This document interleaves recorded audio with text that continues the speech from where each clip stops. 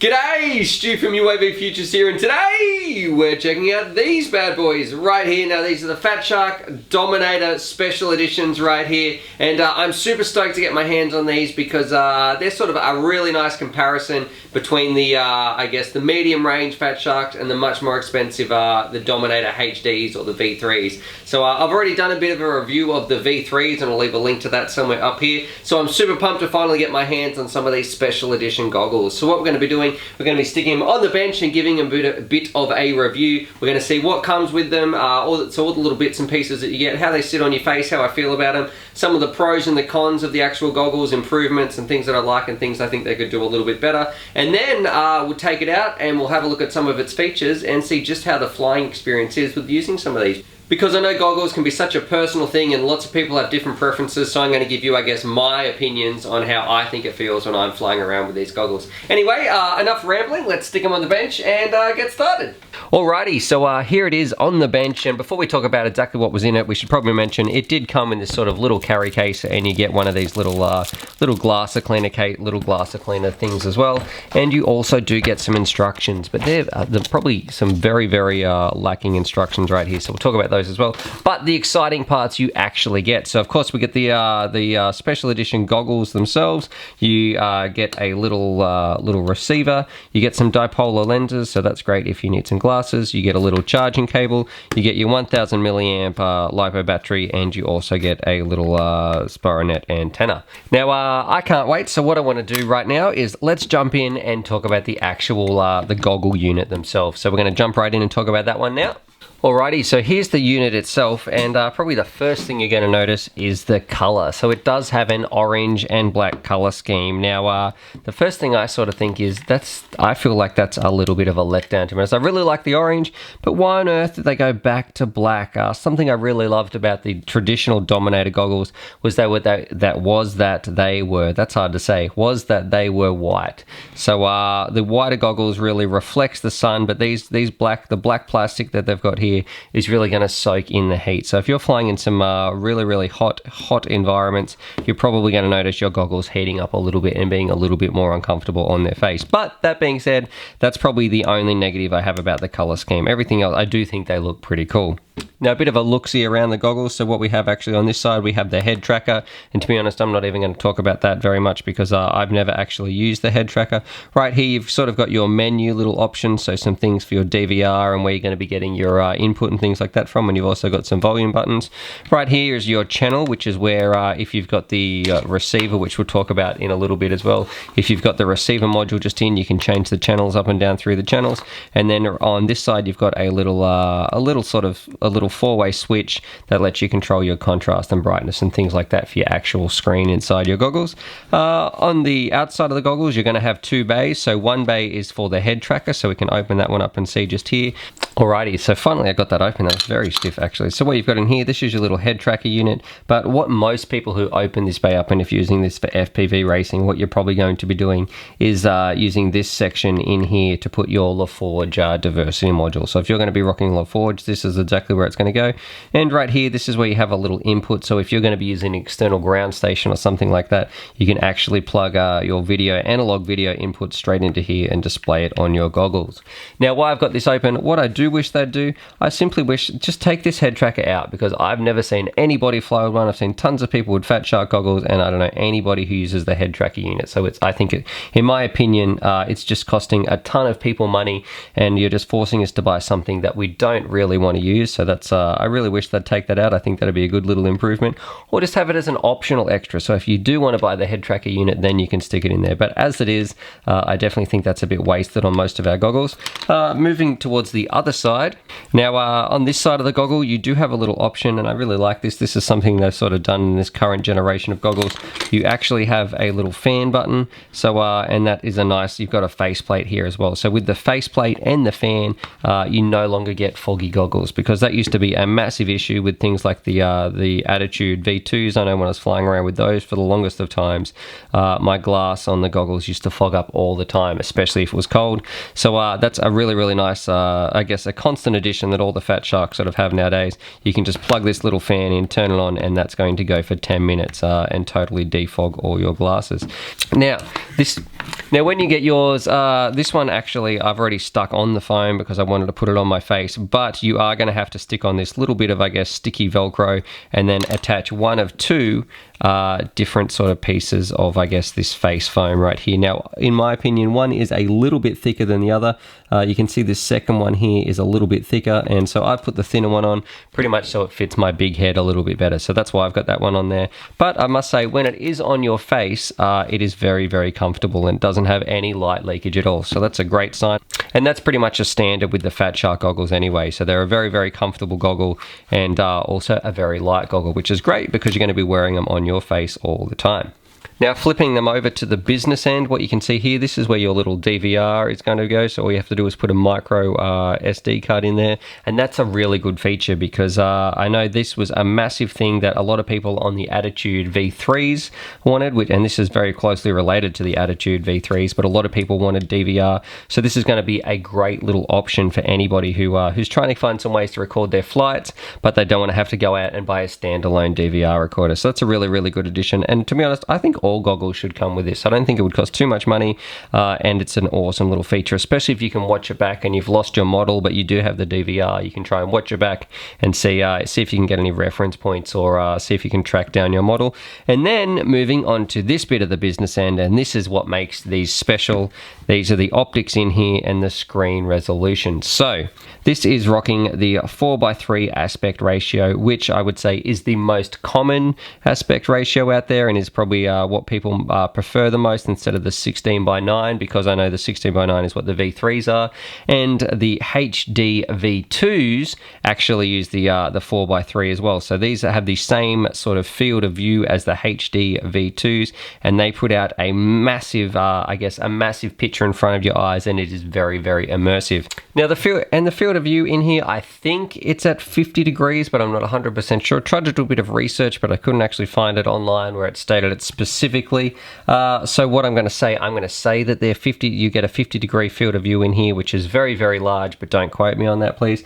But they are rocking some 640 by 480 little LCD screens in here. Now, even though that is a little bit less resolution actually than the HD V2. So even though the screen is the same size inside these as the top of the line goggles for the FATSHARK, the resolution in these ones is a little bit lower. So that's something some people say they can't notice, but we'll have to put that to the test and see how it goes when we're actually flying it around. Now on the underside of the goggles, this part's really strange. It says HDMI right here, but there's no HDMI whatsoever. So that is a little bit of a disappointment because I really think for the price that you're paying for these, there's no reason not to include a HDMI little input there, because that'd be great for a lot of people, especially if you want to fly a Phantom or something around, or you just want to hook these up to your computer and practice using your simulator while you've got your goggles on. I'm just going to put this little cap back in here actually, so hopefully that should slide in just, there we go, slide in just there.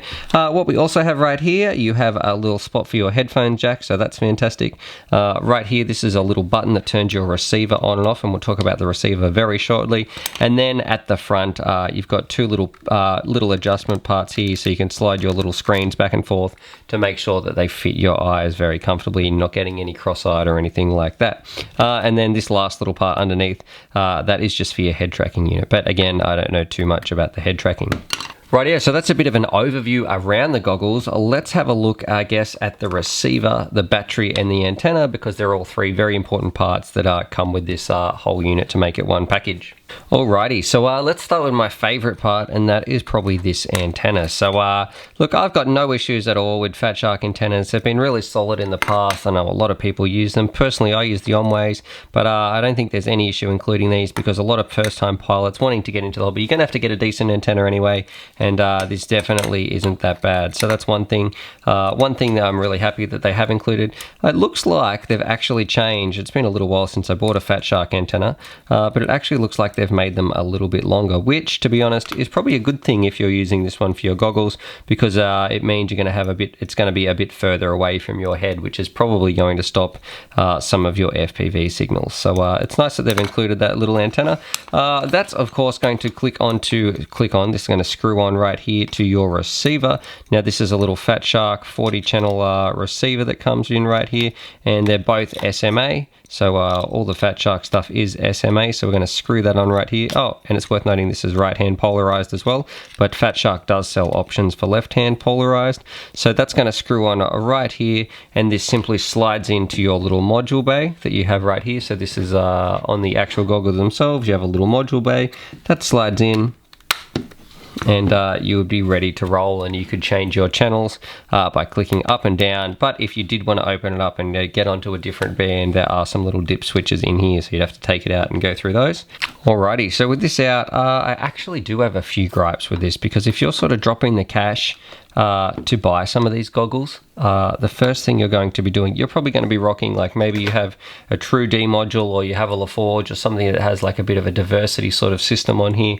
You're going to be using that instead of this little module right here. So what this is actually forcing you to do, if you get these goggles, there's no way to get them without buying one of these included. So I know that the first thing that this is going to be pulled out and sort of put to the side, and I'm going to put a more probably a diversity module in here that I'll be using instead. So that is probably I feel like that's just a bit of a waste of money. We shouldn't have to buy this, especially if we're forking out this much on these goggles. Just let us buy this as an optional extra if we want to, or little tick box. Yes, include mirror receiver. Especially if you're going to be dropping like hundreds of dollars on a set of goggles like these, you're probably going to be getting the most out of them and putting in a little diversity module. And then I just want to talk about the battery as well.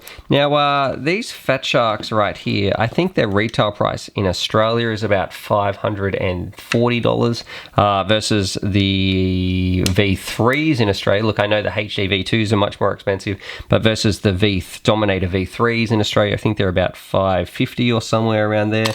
And look at the battery difference. So I don't know why this one is this is from my FATSHARK Dominator V3s, and this one's from the special editions. But this is only a 1000 milliamp battery, and this is 1800 milliamps. So I think that is a bit of a letdown of the battery actually, because that's too small, especially if you're going to be converting this to a diversity module. Look, and I know it only comes with a standard receiver, which we just spoke about, but look, you're going to be probably using a diversity module in there, and so this really isn't big enough in today's day and age of flying around. I do wish that include a bit of a bigger battery, so at least this big, because I know the price difference between these two, it can't be more than like $10 or something like that, because they're just 2S lipos in here. They're probably not very high C lipos at all, so that's very interesting that FATSHARK's chosen just to go with the 1000 milliamp battery in the special edition. I don't know if it's to try and save some money or something, but honestly, please just upgrade to this one, FATSHARK. This should be your standard battery in all of your kits. Right, so with all that said and done, let's actually take this out, put it in the field, and see how it goes, because the most important thing is how does it actually feel when you're flying around, and how is the FPV experience when you're actually flying around with some of these goggles. So we're going to take that out, and we're also going to play some DVR, and I'll talk over the top of the DVR as well, so we can get a bit of a feel for both the DVR and what it's actually like when you're flying around experiencing with these. So let's cut to that now in 3, 2, 1, boop! Alright, so Trevor, thanks very much for lending me his goggles. So we'll take this out and see what the new FATSHARK Special Editions seem like. So this is the very first time that I've flown with them. I feel like you can definitely notice the resolution compared to, maybe that's just because the 16:9 is sort of shrunk down a little bit further away, and these are sort of the same amount of pixels but up closer. So I don't know if it probably feels about the same sharpness, just a bit more zoomed in. Yeah, but it's nice. It's very, very nice. The colors seem a little bit different. I don't know if that's just how I've got mine set up on my normal goggles, but it seems a little bit lighter or a little bit warmer, and the Dominator V3 default seems a little bit cooler, I think. Should try and hit some little gaps and see how that feels. You can definitely notice that 50-degree field of view. It's like sort of like surrounding you. You can barely see the outsides of the screen. I know a lot of people said they had issues when it came with the Dominator V2 HDs with blurring on the outside, but I don't feel like I've got any blurring at all when I've got these on. So I don't notice any of that. They seem really clear for my eyes. Yeah, I like them. It's a hard call between the V3s and these, because they're very, very similar price. 20 seconds. Right. You know what I should do? I should straight away jump back and try my V3 version, and then I can talk about the differences. So let's do that right now. See how we go. Righty, so we've done the special edition. Now I'm going to stick these on, and then that way I can really make, I guess, a quick comparison between the two and tell you exactly how I feel when I'm flying around with the special editions versus the V3s. I think the best way to describe it, and I just used this before when I was talking about it, is that these feel more cinematic and the special editions feel much more immersive. So you can notice that widescreen. This is a really hard choice for me to pick which ones I actually prefer. I definitely feel like I can notice the resolution a little bit more. With the special editions, definitely feel like they have a little bit less resolution. The biggest thing is definitely the immersion. When you're flying around with that, it feels like you can't see any of the edges of the screen, I guess, or it's the very outer limits of where your eyes look, compared to where you sort of got that cinematic, the black bars across the top and the side. This is much more like you're looking at a box, and the special edition is like you're actually inside the craft. Definitely a much larger field of view. Rightio, so we've just had Lockie trying some of these on. Lockie, which one? He doesn't own any pair of goggles, so this is sort of, he's trying to make a decision. Which ones do you like better? We're disregarding price. What did you feel about both of those? Which one do you like better? Personally, I liked the Dom SE. Yeah. What was it? Yeah. Just because they're a lot more immersive. Like the screen looks a bit bigger. Yep. Like a lot bigger, actually. I think the 4.3, just for me personally, it's just, yeah, it just looks a lot better. Yep. So that's what about you, Trevor? What do you prefer? These are actually Trevor's goggles anyway. He has like a ton of goggles. He seems to just buy them all. I've got 3 pairs. Okay, he's got 3 pairs. But which what do you like versus the Dominator? I guess the old ones or these new special editions? Well, the new ones are more comfortable as well. Okay. And they are more immersive. I love them already. So, and they're cheaper, which I can't understand why. Well, I guess that's some good opinions that aren't just mine as well. So we should definitely check out some DVR, and we'll talk about that, and then we'll jump up and finish the review. Now, flying aside, let's just look at the quality of the DVR footage here, and I really feel like it's not dropping frames at all or anything like that. So actually, I was slightly impressed with the DVR here.